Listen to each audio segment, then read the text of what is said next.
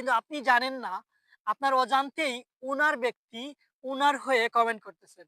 অথবা উনি অন্য একটি পেজ দিয়ে, অন্য একটি অ্যাকাউন্ট দিয়ে, অন্য একটি আইডি দিয়ে এখানে কমেন্ট গুলা করাচ্ছেন বা করতেছেন। আর এই কমেন্ট গুলা আমরা দেখার পরে আমরা ভাবছি যে উনি বিশ্বস্ত। আমরা কি করছি এখানে অর্ডার দিয়ে দিছি।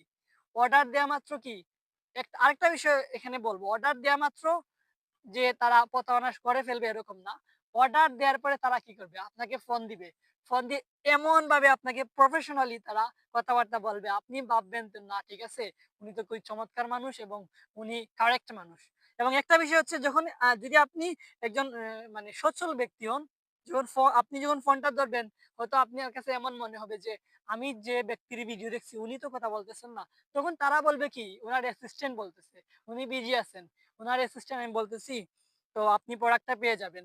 আ আপনি যে পরিমাণ আছে এর পরিমাণ অর্ধেক টাকাটা পে করেন অথবা সম্পূর্ণ টাকাটা পে করেন। তারপরে আমাদের কোম্পানির ব্যক্তি গিয়ে আপনার আপনার হাতে প্রোডাক্টটা তুলে দিবে অথবা ডেলিভারি ম্যান সেটা দিয়ে দিবে। ঠিক আছে? তো যখনই আপনি টাকা দিয়ে দিবেন তারপরে কি হবে?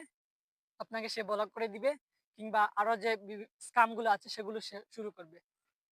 অর্থাৎ এভাবেই আপনি, আমি এবং আমার মতো আপনার মতো অনেক মানুষ প্রতারিত হচ্ছে।